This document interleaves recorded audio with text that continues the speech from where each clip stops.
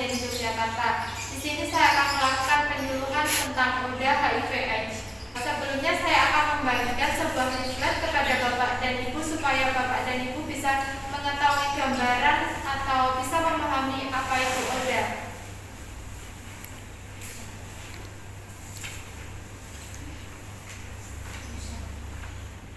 Sambil Bapak dan Ibu membaca sebuah leaflet yang saya bagikan, saya akan lanjutkan mengenai pembahasan atau pemberian materi mengenai ODA. Baik Bapak dan Ibu, pembahasan materi yang akan kita bahas pada hari ini yaitu tentang ODA, HIV atau AIDS. Apakah sebelumnya Bapak atau Ibu sudah mengetahui apa itu HIV/AIDS? Belum ya? Baik, saya akan memberikan sebuah materi ini. Saya mohon untuk Bapak dan Ibu untuk mendengarkan dengan lebih baik supaya Bapak dan Ibu bisa memahami apa itu HIV/AIDS. Yang pertama, pengertian dari HIV dan AIDS.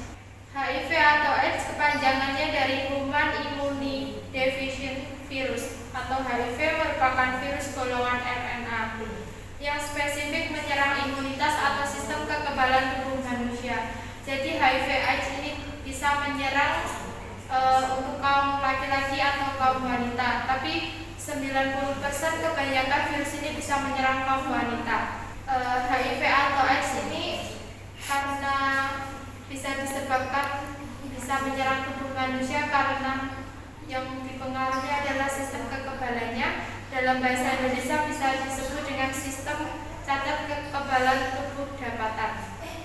Kemudian saya akan menjelaskan dari apa saja sih tanda dan gejala dari virus HIV atau AIDS ini. Yang pertama yaitu demam hingga menggigil. Biasanya kisaran suhu tubuh manusia bisa sekitar 38 derajat Celcius sampai 40 derajat Celcius. Maka demam tersebut bisa dikatakan menggigil. Kemudian muncul ruam di kulit. Biasanya muncul ruam tanda kemerahan pada kulit seperti alergi dingin atau alergi terhadap makanan. Yang ketiga, bungkak atau bengkak. Yang keempat, nyeri pada sendi dan otot. Kemudian yang keenam, pembengkakan kelenjar getah bening. Yang ketujuh, sakit kepala. Yang kedelapan, sakit perut. Yang kesembilan, sakit tenggorokan dan sariawan. Apakah dari pengertian dan tanda dan gejala yang sudah saya sampaikan ada pertanyaan sebelumnya Bapak dan Ibu? Baik, saya akan lanjutkan ya. Kemudian saya akan menyebutkan tahapan-tahapan dari HIV atau AIDS. Dari tahapan-tahapan dari HIV atau AIDS ada 4 tahapan atau 4 fase. Yang pertama yaitu fase pertama yaitu umur infeksi 1-6 bulan. Individu sudah terpapar dari terinfeksi, tetapi ciri-ciri terinfeksi belum terlihat meskipun ia melakukan tes darah. Pada fase ini antibodi terhadap HIV belum terbentuk. Bisa saja terlihat atau mengalami gejala-gejala ringan seperti flu, biasanya 2-3 hari sembuh. Jadi untuk fase pertama ini belum menentu ya Bapak dan Ibu. Jadi belum bisa terdiagnosa apakah mereka itu sudah terinfeksi virus HIV atau AIDS. Yang kedua yaitu umur infeksi 2-10 tahun sudah terinfeksi HIV. Pada fase kedua ini individu sudah positif HIV dan belum menampakkan gejala sakit. Yang ketiga yaitu munculnya tanda dan gejala HIV/AIDS. Gejala yang berkaitan antara lain keringat yang berlebihan pada waktu malam, diare terus-menerus, pembengkakan kelenjar getah bening, flu yang tidak sembuh-sembuh, nafsu makan berkurang, badan menjadi lemah. Pada fase ketiga ini sistem kekebalan tubuh mulai berkurang. Fase keempat sudah masuk pada fase AIDS.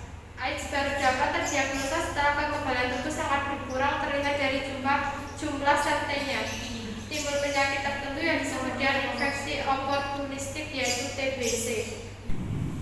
Baik, infeksi oportunistik yaitu infeksi yang diakibatkan oleh jamur, virus, bakteri atau parasit.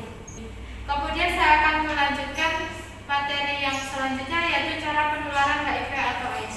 Cara penularan atau HIV/AIDS pada umumnya bisa ditularkan melalui aliran darah. Bisa mungkin ketika transfusi darah, penggunaan jarum suntik secara bergantian.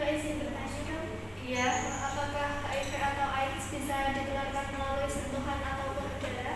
HIV atau AIDS tidak dapat menular melalui udara. Dalam tubuh manusia, HIV bersarang di salah satu sel darah putih atau limfosit. HIV melakukan penempelan pada CD4, reseptor reseptor sel tubuh manusia. Jadi tidak ada kaitannya antara udara atau sentuhan bisa mengakibatkan orang terkena HIV ya Ibu. Apakah sudah bisa diterima? Baik. Kemudian saya akan melanjutkan pencegahan dari HIV atau AIDS. Pencegahan yang pertama yaitu pencegahan penularan melalui kontak seksual atau ABC. ABC ini ada 3 cara, yaitu A atau abstinence atau abstain, tidak melakukan hubungan seksual sama sekali. 24 hubungan seksual hanya dilakukan melalui pernikahan yang sah. Yang kedua atau B, be faithful atau saling setia, hanya melakukan hubungan seksual dengan 1 orang, saling setia dan resmi sebagai pasangan suami istri. Jadi tidak akan melakukan hubungan seksual kecuali dengan suami istri, dengan pasangannya sendiri. Jadi tidak bergantian. Yang ketiga atau C, memakai kondom. Apabila salah satu pasangan sudah terinfeksi HIV virus atau tidak dapat saling setia, jadi salah satu pasangan sering bertukar dengan pasangan lainnya, maka gunakan pengaman atau pelindung untuk mencegah penularan HIV atau AIDS. Yang kedua yaitu pencegahan penularan melalui darah atau D. D atau drug, jangan menggunakan narkoba, terutama yang narkoba suntik, karena dikhawatirkan jarum suntik tidak steril. Karena HIV AIDS tadi sudah saya sampaikan bahwa HIV AIDS bisa menularkan melalui penggunaan jarum suntik secara bergantian. Karena kita tidak mengetahui sejauh mana jarum suntik yang telah kita gunakan ataupun digunakan untuk orang lain, apakah orang lain tersebut terdiagnosa positif HIV atau AIDS. Yang kedua, education atau equipment.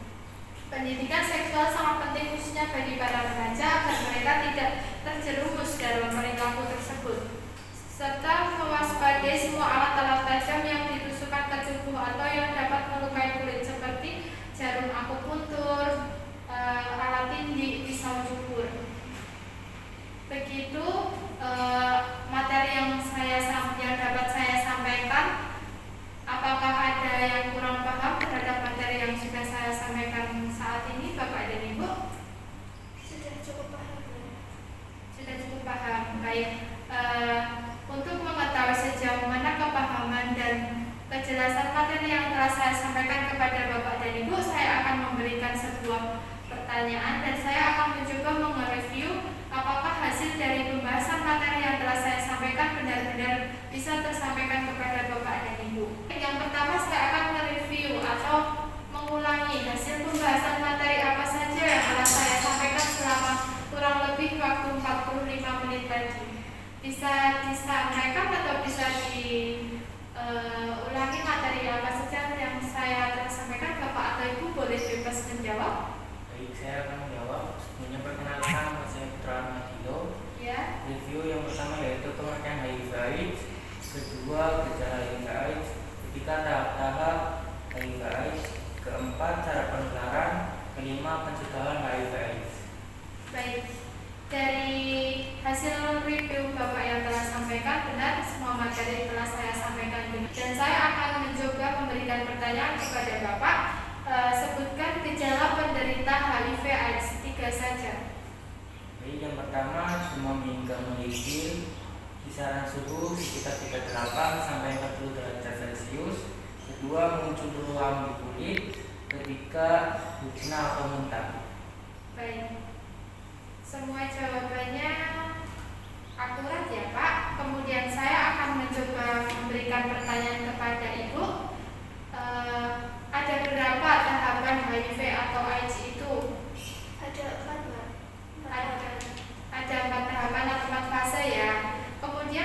Gejala-gejala yang muncul biasanya dirasakan setelah pasien itu terdiagnosa positif HIV atau AIDS. Itu biasanya terjadi pada fase atau tahapan keberapa ya? Terjadi pada tahapan ketiga, Mbak. Baik. Baik, Bapak dan Ibu, karena materi kode HIV AIDS sudah saya sampaikan dengan semaksimal mungkin. Apakah ada yang ditanyakan sebelum saya akhiri penyuluhan ini? Belum, Mbak. Apakah sudah paham? Sudah.